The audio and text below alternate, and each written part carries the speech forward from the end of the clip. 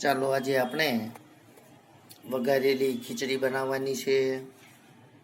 તમે વિડીયો જોજો. તમે જોઈ રહ્યા છો કે વઘારેલી ખીચડી બનાવવા માટે આપણે જે મટીરિયલ તૈયાર કરેલું છે તે તમને હું બતાવું છું. સૌપ્રથમ આપણે 60% મગની દાળ અને 40% ચોખા લીધેલા છે, જેથી કરીને સરસ મજાની ખીચડી તૈયાર થાય છે. તેમજ તેની અંદર નાખવા માટેના જે શાક આપણે લીધેલા છે તે પણ બતાવી રહ્યો છું. એક રીંગણ છે, તુવેર છે, વટાણા છે, 2 મોળા મરચાં છે, 1 બટેકું છે, થોડી કોબી છે, દૂધી છે થોડીક, 2 લીલા કાંદા નાના છે, તેમજ 1 ગાજર છે, 2 મરચી છે, 2 સૂકા કાંદા છે, 1 ટામેટું છે, મીઠો લીમડો છે અને આપણી વાલી કોથમીર છે, શિંગદાણા પણ છે. તો ચાલો હવે આપણે સરસ રીતે તેનું કટિંગ કરીને આજે સરસ એવી વઘારેલી ખીચડી બનાવવાની છે. તમે પૂરેપૂરો વિડીયો જોજો. તેમજ તેની સાથે જમવા માટે આપણે સરસ મજાની કઢી પણ તૈયાર કરવાની છે. ખીચડી કઢી આજે આપણે બનાવવાની છે મિત્રો. તો પૂરેપૂરો વિડીયો જોઈજો તમે, કારણ કે શિયાળાની ઋતુ હોવાથી આપણો આ પૌષ્ટિક આહાર છે જે શરીરનો વજન પણ કંટ્રોલ રાખે છે, તો ખાવાની પણ મજા આવે છે. તો ચાલો મિત્રો આપણે હવે ખીચડી કઢી સરસ રીતે તાજા શાકભાજી ઉમેરીને બનાવી લઈએ. તમે પૂરેપૂરી રેસીપી જોઈજો. ચાલો હવે આપણે ખીચડીનો વઘાર કરી લઈએ. આજે આપણે વઘારેલી સરસ મજાની શાકભાજી ઉમેરીને ખીચડી બનાવવાની છે, તેમજ સુરતી કઢી પણ સાથે સફેદ બનાવવાની છે મિત્રો. તો તમને હું બતાવી દઉં, શાકભાજીનું પણ કટિંગ થઈ ગયું છે.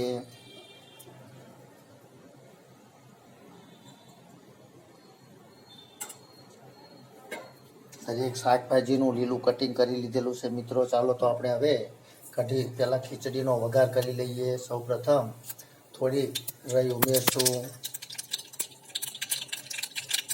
થોડુંક આખું જીરું નાખવાનું છે મિત્રો, તેમજ લવિંગ, બાદિયા, તીખા વગેરે પણ થોડા ઉમેરશું. તેમજ તમાલપત્ર પણ 1 નાખશું, તેમજ મીઠો લીમડો પણ થોડોક નાખશું. હિંગ એટલે કે વઘાણી 1 ચમચી, તેમજ આપણે જે કટિંગ કરીને શાકભાજી રાખેલા છે તે પણ આપણે ઉમેરી દઈશું મિત્રો.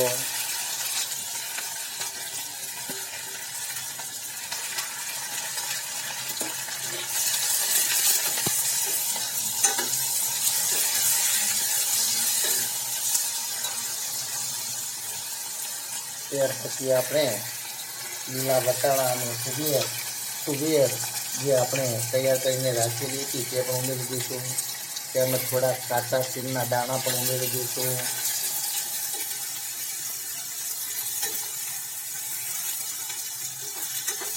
હવે આપણે તેને તેલની અંદર થોડીક વાર સળવા દઈશું મિત્રો, કારણ કે ત્યાર પછી જ આપણે તેની અંદર સ્વાદ પ્રમાણે થોડુંક મીઠું પણ ઉમેરી દઈએ.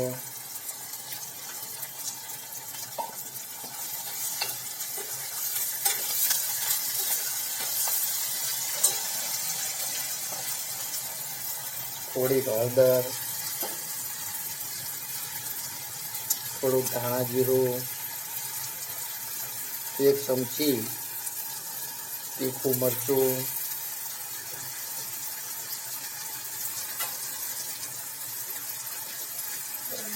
તેમજ 1 ચમચી ગરમ મસાલો પણ અંદર ઉમેરવાનો છે મિત્રો.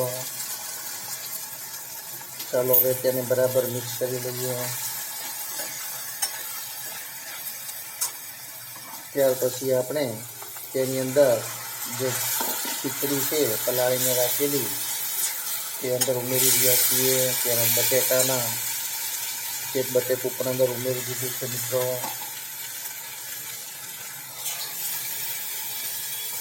ચાલો હવે આપણે તેને ધીમા તાપથી ચડવા દઈશું મિત્રો. હવે આપણે કઢીની પણ સાથે સાથે તૈયારી કરી લઈએ.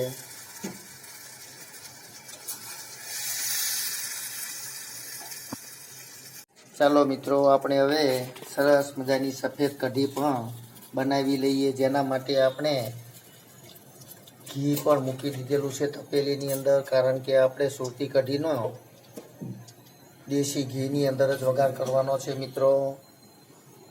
તેમજ આપણે તેની અંદર તમાલપત્ર, લવિંગ, બાદિયા તેમજ તીખા ઉમેરશું. સૌપ્રથમ થોડીક રાઈ નાખશું, કારણ કે કઢીની અંદર દેશી ઘીથી જ વઘાર કરશું, જે ખાવાની ખૂબ જ મજા આવે છે મિત્રો.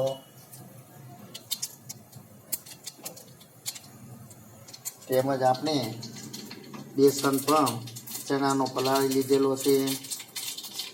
આપણી રાઈ આવી ગઈ છે મિત્રો. ચાલો થોડી આખું જીરું ઉમેરી દઈએ.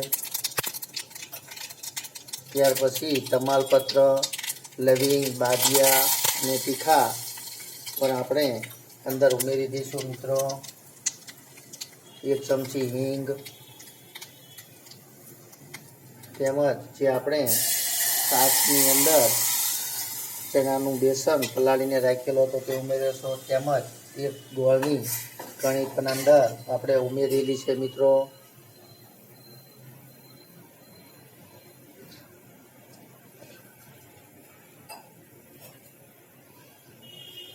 સરસ મજાની આપણી કઢી તૈયાર થઈ જશે મિત્રો.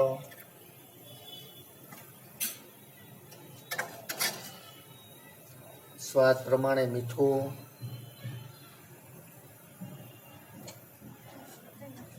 ચાલો તો એને ધીમા તાપથી આપણે ઉકળવા દેવાની છે બરાબર મિત્રો. જ્યાં સુધી આપણી કઢી પાકી જાય એટલે કે તૈયાર થઈ જાય ત્યાં સુધી થોડુંક અંદર આદું પણ ઉમેરી દઈએ.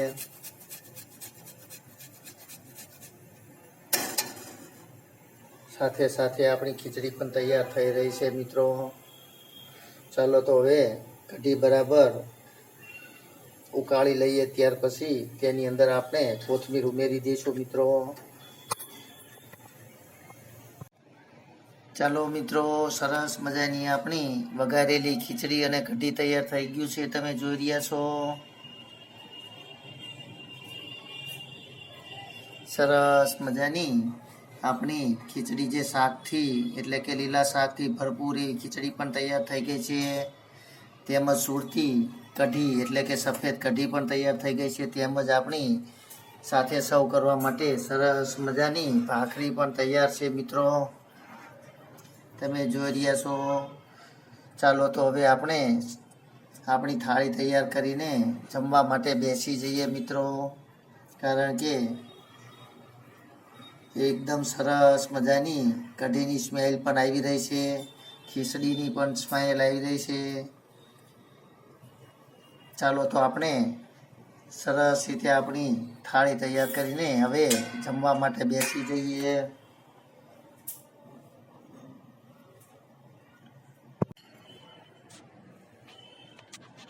ચાલો મિત્રો, સરસ મજાની આપણી વઘારેલી ખીચડી અને કઢી તૈયાર થઈ ગઈ છે અને જમવા પણ બેસી ગયા છીએ મિત્રો. ચાલો તો હવે આપણે જમી લઈએ. સરસ મજાની આપણી કઢી પણ સફેદ તૈયાર થઈ ગઈ છે, તેમજ આપણી વઘારેલી ખીચડી પણ તૈયાર છે. આપણી થાળી પણ તૈયાર છે, સાથે સર્વ કરવા માટે ભાખરી પણ છે.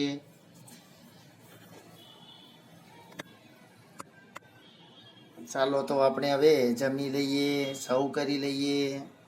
તમે પણ આવા લીલા શાકભાજીથી ભરપૂર એવી સરસ મજાની ખીચડી બનાવજો મિત્રો. કારણ કે શિયાળાની અંદર આવી લીલા શાકભાજીથી ભરપૂર ખીચડી ખાવાની ખૂબ જ મજા આવે છે. તેમજ આપણા જો વજન વધી જતો હોય તો કંટ્રોલ કરે છે અને વિટામિન પણ ભરપૂર મળતા હોય છે લીલા શાકભાજીના કારણે મિત્રો. તો ચાલો હવે આપણે જમી લઈએ, સર્વ કરી લઈએ. તમને જો મારો વિડીયો પસંદ આવતો હોય તો ચોક્કસથી લાઈક કરજો, શેર કરજો અને સબસ્ક્રાઈબ કરજો, કે જેથી કરીને આપણે આવા નવા વિડીયો મૂકી શકીએ મિત્રો. તો ચાલો હવે આપણે જમી લઈએ. Bye bye.